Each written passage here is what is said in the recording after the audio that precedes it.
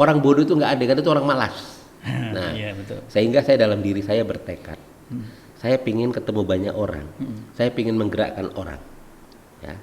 Tapi saya berpikir kalau saya masih di Semen Cibinong nggak mungkin, karena saya hanya punya waktu Sabtu Minggu libur atau 12 hari gitu kan. Sehingga akhirnya apa? Saya Bismillah, ya, atas izin Allah saya memutuskan untuk berhenti. Saya punya keyakinan yang kuat. Waktu itu saya belum punya rencana mau kerja apa, tapi saya punya keyakinan yang kuat. Ketika kita berpikir, berbuat secara optimal, ya, nyata kepada banyak orang, Allah pasti akan berpikir yang optimal kepada kita dan keluarga kita. Dan saya sudah membuktikan itu. Ya, jadinya ternyata keputusan saya 2005 itu adalah keputusan yang sangat tepat dan luar biasa gitu. Selamat datang di Ngopi Bareng Hilmi Pramudia Podcast. Hari ini saya punya tamu istimewa untuk Anda karena saya sudah bersama dengan Pak Aqua Dwi Payana, seorang motivator, konsultan komunikasi juga pakar komunikasi yang alhamdulillah hari ini saya bisa bertemu langsung dengan beliau. Pak, apa kabar? Alhamdulillah Sehat ya? Ya. Tapi saya lihat hari ini di situasi COVID-19 Pak Aqua masih begitu aktif melakukan komunikasi. Sebenarnya bagaimana menyiasatinya, karena orang-orang hari ini justru banyak lebih untuk memilih di rumah gitu dibanding harus melakukan silaturahmi secara langsung. Iya. Gimana Pak itu? Alhamdulillah Mas Hilmi. Jadinya kalau banyak orang COVID ini bencana, bagi saya malah berkah. Loh. Nah, Gimana itu? kenapa berkah? Justru saya COVID ini malah kekurangan waktu. Ya. Nah, jadinya maksudnya apa? Saat COVID ini kan banyak orang yang frustasi, banyak orang yang kecewa, banyak orang yang putus asa, banyak orang yang melihat dunia ini kiamat. Ya. Sehingga apa? Mereka itu butuh, ya, kehadiran saya untuk bisa memotivasi mereka. Dan saya merasa senang, merasa bahagia. Artinya apa? Betul-betul saya merasakan kehadiran saya bermanfaat. Nah, dan satu hal lagi, saya bersyukur karena atas ridho dari Allah, saya bisa melakukan semua itu. Sampai hari ini. Jadinya contohnya hari inilah, ya, di Tasikmalaya ini. Saya terima kasih nih sama saudara saya ini, apa namanya, Kang Dadan nih, ya kan. Saya hari ini aja ada 5 sesi. Hari ini sehari itu ya Pak ya? Sehari aja, ya kan. Oke. Jadinya kalau secara logika manusia nggak mungkin, tapi ternyata karena Allah yang bantu jadi mungkin. Contoh tadi pagi saya sharing komunikasi dan motivasi di Kodim Tasik. Betul. Kemudian habis itu diskusi sama saudara-saudara saya di Radar Tasik Group. Terus kemudian habis itu saya webinar ya, nggak main-main. Itu saya bicara dengan CEO-nya Paragon, yaitu Mas Salman Subakat. Beliau itu adalah CEO perusahaan kosmetik terbesar di Indonesia gitu ya. Terus kemudian nanti habis ini saya harus ke Kodim Ciamis, sharing komunikasi motivasi lagi. Dan kemudian nanti habis itu diajak diskusi sama teman-teman PWI di Ciamis. Luar biasa. Alhamdulillah. Itu sebenarnya kalau misalkan situasi pandemi itu kayak misalnya Pak Aqua tadi banyak orang yang ingin dimotivasi, disemangatin.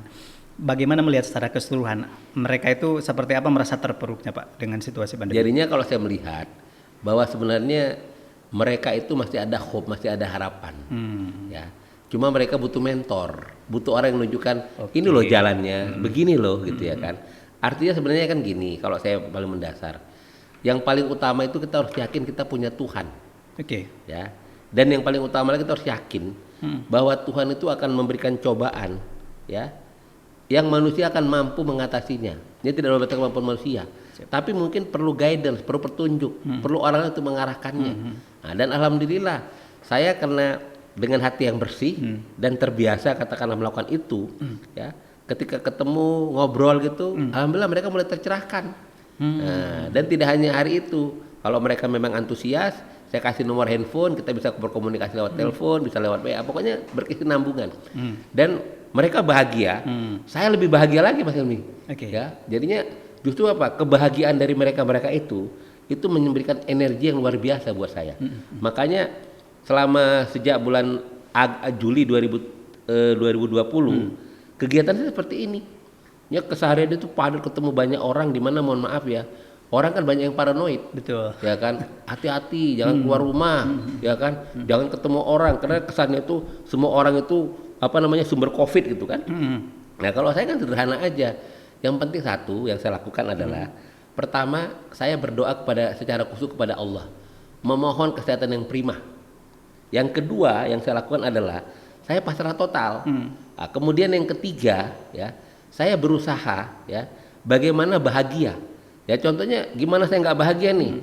Siang ini ketemu sama Mas Hilmi, gitu kan? Tadi ketemu sama teman-teman Radar Tasik yang Masya Allah semangatnya luar biasa, gitu kan? Ini kan menambah energi. Tapi yang paling penting lagi adalah kebahagiaan itu basicnya adalah bagaimana kita menjaga hati. Hatinya bersih. Saya selalu mengatakan, seandainya ada orang membuli kita, ada orang kemudian mohon maaf nih ya,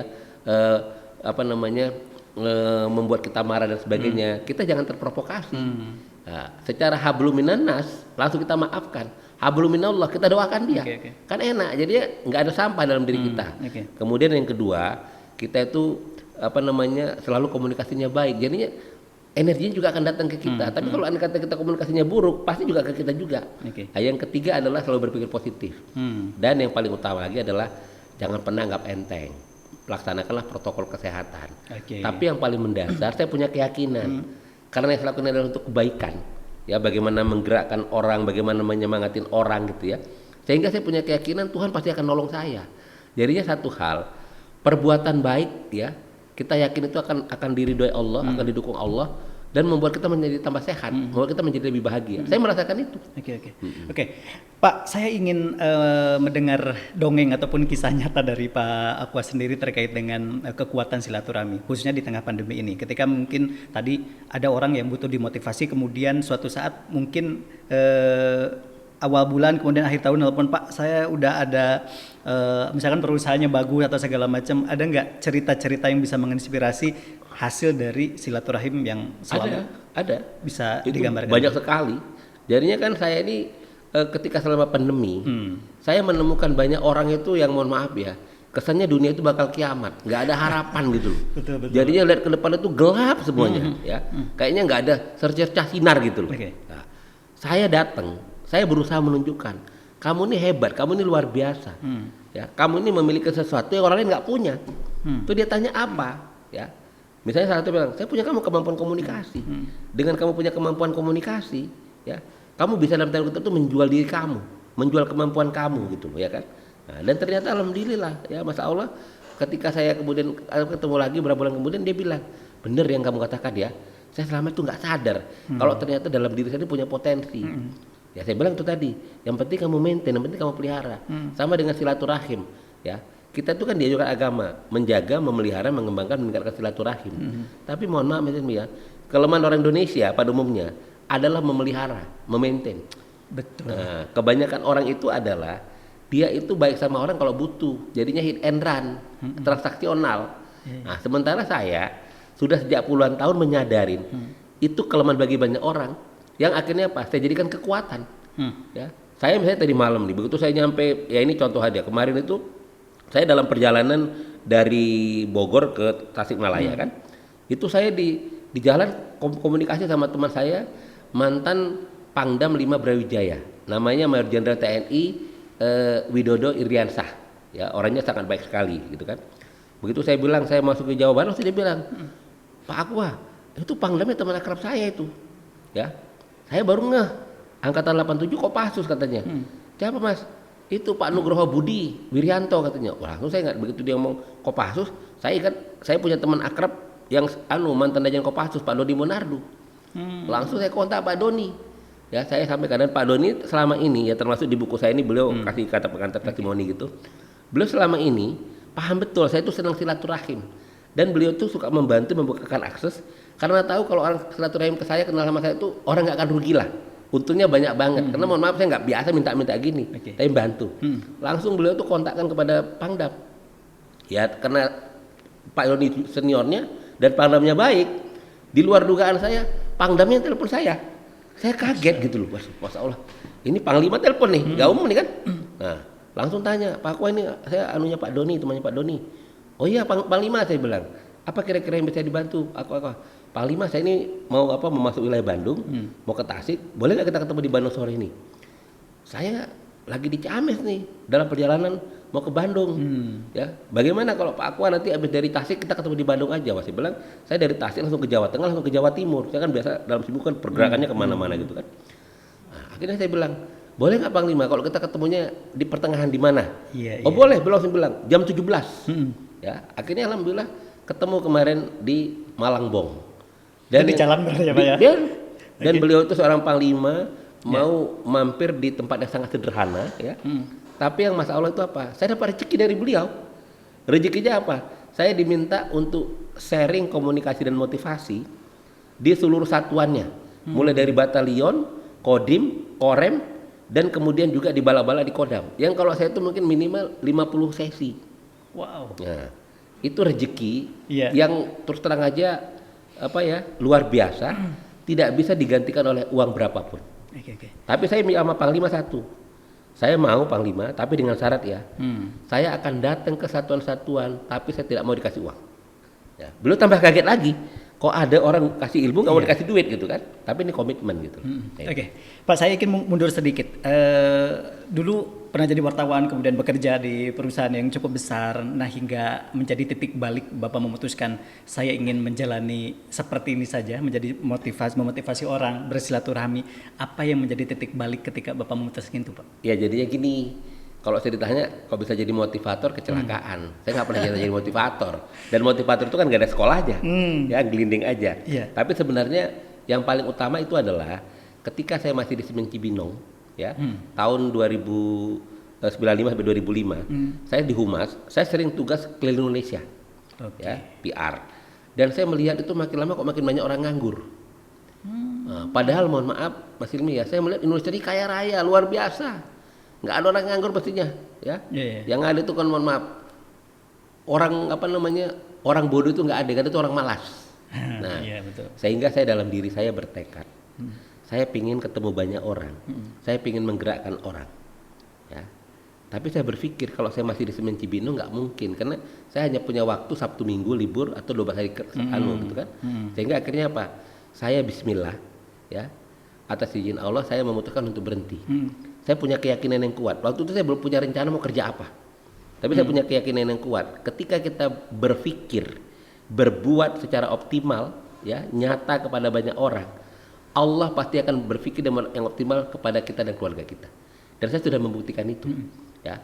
Jadinya ternyata keputusan saya 2005 itu adalah keputusan yang sangat tepat dan luar biasa gitu. Tapi kalau misalkan saya lihat perjalanan Pak Aqua memberikan motivasi pada orang itu, kalau misalnya lebih kepada TNI, dua institusi TNI Polri, itu kenapa Pak? Dan di situ saya tahu Pak Aqua tidak pernah mau dibayar ketika menyampaikan ilmu kepada mereka. Dan kenapa harus dua institusi itu, yang kok ada kedekatan apa atau ada sejarah apa nih Pak? Jadinya gini, kalau saya setelah saya katakanlah banyak sharing di banyak tempat gitu ya, saya sampai pada kesimpulan NKRI bisa bertahan sampai kiamat kalau TNI Polri-nya kompak. Nah, sehingga apa? Saya sebagai rakyat pingin melakukan yang terbaik buat NKRI, buat TNI Polri. Ya, saya motivator dan saya punya keyakinan teman-teman di TNI Polri butuh itu. Ya, dan saya pingin totalitas. Maksudnya apa? Membantu lillahi ta'ala, ya kan? Banyak orang memang mohon maaf kalau dia berpikirnya hanya duniawi, berpikirnya hanya komersial, dia rugi, gitu loh, ya kan? Kok kenapa bodoh banget nih? Sementara kan tahu, saya sekali bicara itu tarif saya 60 juta net, ya. Nah, tapi ternyata bagi saya tidak. Kenapa? Justru ini adalah lahan ibadah saya, lahan amal saya, dan saya selama ini banyak belajar sama teman-teman TNI Polri. Ya, saya terus terang aja bisa sampai pencapaian seperti ini. Selain saya pernah jadi wartawan, juga karena saya banyak bersinergi, banyak berkolaborasi, banyak berinteraksi dengan teman-teman TNI Polri, gitu ya. Artinya apa? Saya tidak hanya sekedar sharing memberi, tapi saya juga banyak belajar pada mereka, gitu loh. Itulah yang saya rasakan Mas Hilmi gitu. Baik. Dan di buku The Power of Silaturahim ini, saya itu sempat membaca pertemuan Pak Aqua dengan salah seorang bos media di Bali, Pak Satria Narada. Masih ingat, karena waktu itu saya pernah bertemu juga dengan beliau itu waktu ada Rakernas Asosiasi Televisi Lokal seluruh Indonesia. Kebetulan saya yang datang, walaupun saya sebagai pendengar saja dan belum bicara. Dan Pak Aqua juga tidak pernah membeda-bedakan, karena tentu saja beda keyakinan. Beliau seorang agama yang taat di agamanya gitu. Nah, saya ingin cerita bagaimana untuk bisa Pak Aqua bisa masuk ke orang-orang tanpa harus membeda-bedakan agama, etis atau segala macamnya, dan mereka juga sama-sama sama-sama terpacu gitu semangatnya oleh Pak Akwa sendiri. Ya, jadinya gini, saya dari dulu ya melihat orang itu secara universal. Oke. Contoh kalau saya bicara di TNI Polri, ya TNI misalnya. Oke. Saya berteman mulai dari pangkat yang paling rendah, yang namanya Tantama, kemudian Bintara, perwira pertama, perwira menengah, perwira tinggi sampai Panglima TNI saya berteman. Oke. Tapi di mata saya sama semua, saya nggak beda-bedain. Ya, karena itu kan hanya embel-embel duniawi dan semuanya bakal berakhir. Ya, begitu juga agama. Saya meyakini ini keyakinan saya. Semua agama itu tujuannya baik kok. Ya, kembali kepada individunya, kembali kepada umatnya. Ya, saya misalnya tadi ketika masih Pak Satria Narada. Betul. Saya banyak belajar dari beliau itu. Beliau itu orang hebat itu, luar biasa itu. Saya terus terang aja kalau ke Bali rasanya kurang kalau saya nggak ketemu beliau. Ya. Iya. Tapi mohon maaf ini, selama Covid beliau jadi orang paranoid. Ya kalau saya ketemu, sorry bos, saya sementara agak ketemu orang dulu gitu kan. Waduh, saya bilang gini kan. Nah, jadi memang itu tadi salah satu kerugiannya Covid itu adalah keterbatasan berinteraksi secara fisik. Tapi saya juga harus menghargai, saya juga memaklumin. Tapi itu juga tidak mengurangi kehangatan, tidak mengurangi keakraban, dan tetap semangatnya bersaudara.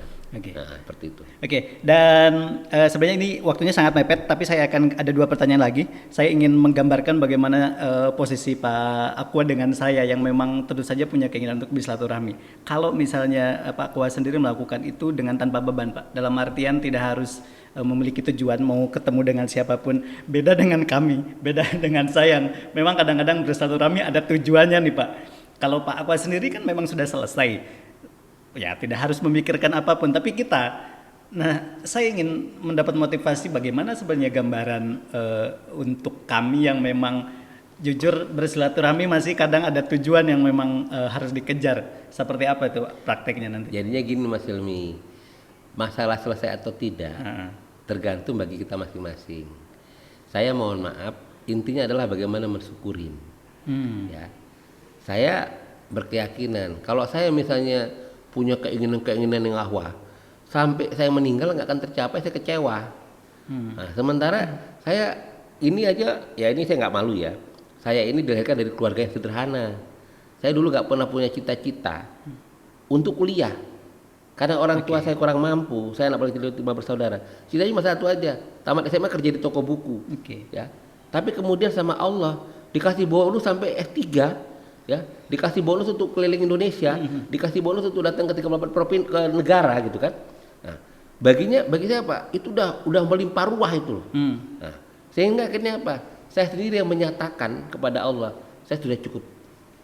Ya kan? Nah, jadinya saya selalu mengatakan, kita ini harus bisa mengukur diri kita, harus berani mengatakan batasannya, gitu kan. Nah, dan ternyata apa? Justru semakin kita katakan cukup, ini rezekinya makin berlimpah ruah, ya.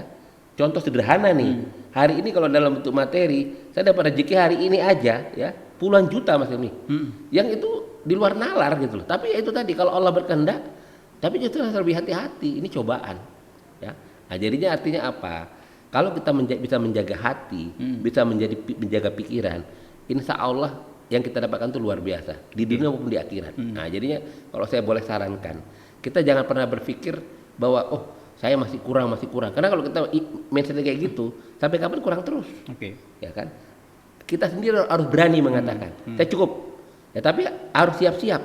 Begitu kita katakan cukup, sama Allah dikasih lagi rezeki yang berlimpah ruah itu. Nah, ini cobaan ini, ya kan? Kayak saya ini kan setiap hari dialami cobaan saya ini. Misalnya saya selama di Tasikmalaya, saya dimanjakan sama Kang Dadan ini, ya kan? Selama di sini dimanjakan, dimuliakan banget. Saya menjadi tamunya Dandim gitu kan. Ini kan, mohon maaf ini, nggak bisa digantikan dengan uang berapapun ini gitu. Seperti itu Mas Ilmi. Jadi apa yang harus saya lakukan Pak? Mulai bagaimana nanti bisa mencapai level di mana silaturahminya kemudian akan terasa benar-benar manfaatnya untuk saya gitu. Tidak dengan catatan tidak ingin mendapatkan sesuatu. Ya, jadinya gini Mas Ilmi, semuanya berawal dari niat, ya. Jadinya bagaimana kita niatnya dan kita menjaganya dan kita konsisten. Ya, misalnya saya ini setiap hari sudah berniat, saya harus komunikasi dengan sebanyak-banyaknya orang, baik melalui media sosial maupun pertemuan secara fisik. Ya. Dan satu hal, ketika saya berkomunikasi sama orang, niat saya di kepala saya bukan gini, ya hina ini. Oke. Tapi bagaimana apa yang bisa saya berikan, ya kan? Ya pikiran, tenaga, ya apapun itu. Kalau memang mohon maaf saya perlu bantu uang, kalau saya bisa bantu saya bantu. Dan satu hal lagi, itulah makanya kita perlu menjaga hati bersih. Karena suara hati itu suara Tuhan. Misalnya ada orang minta bantuan, tapi hati saya mengatakan kamu jangan bantu tuh, kayaknya orangnya bohong dan sebagainya. Ini langsung main nih radarnya di sini gitu, ya kan? Nah, jadinya memulailah dari hal-hal yang sederhana gitu. Dan kita harus punya keyakinan yang kuat bahwa Mas Hilmi akan bisa mencapai itu. Karena filosofinya sederhana. Orang lain bisa, kenapa saya nggak bisa? Orang sama-sama kok ya. Makanya makan nasi, tapi sekarang ini udah hampir setahun nggak makan nasi nih gitu ya kan. Nah, seperti itu kira-kira ini. Oke. Aduh, sebenarnya masih banyak banget yang harus kita bicarakan, tapi dengan padatnya jadwal Pak Aqua, mohon maaf tidak bisa begitu panjang. Tapi ini terakhir Pak, dulu itu saya hampir nggak tiap hari juga sih dapat semacam motivasi melalui WA. Itu masih melakukan? Masih? Kok saya tiba-tiba, apakah nomor saya jadi diganti? Mungkin. Ini di sini ada setiap hari ada 6.000 lebih. Iya dulu saya sempat punya dan hampir tiap hari bisa menikmati motivasi pagi-pagi. Mungkin nanti bisa minta lagi Pak. Boleh, dengan senang hati. Tapi terakhir saya mau masukin podcast juga. Saya minta tanda tangannya Pak untuk buku yang kedua. Ini gratis loh. Saya nggak beli loh. Jadi ini kalau yang dulu ini juga sudah ditandatangan loh sama Pak. Ini 2018. Ya, ini 2018. Saya juga dikasih gratis, dapat 2. Hari ini juga dikasih gratis juga, dan mudah-mudahan ini bisa bermanfaat untuk saya khususnya, dan untuk teman-teman juga yang nonton hari ini, karena saya yakin apalagi di situasi Covid ini tadi banyak sekali orang yang butuh dimotivasi, termasuk saya dan juga mungkin pemirsa di rumah. Dan kita doakan Pak Aqua Dwi Payana tetap sehat, bisa kemanapun, bisa berkeliling untuk bisa memotivasi orang-orang.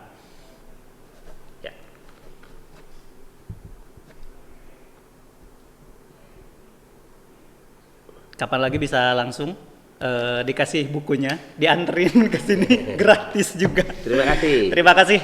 Pak Aqua, mudah-mudahan ini bisa menginspirasi banyak orang, dan mudah-mudahan kita juga satu-satu masih bisa bertemu lagi dengan waktu di lain kesempatan juga bisa memberikan motivasi yang lebih luas. Itu dia untuk podcast hari ini. Terima kasih atas kebersamaannya. Wassalamualaikum warahmatullahi wabarakatuh. Sampai jumpa.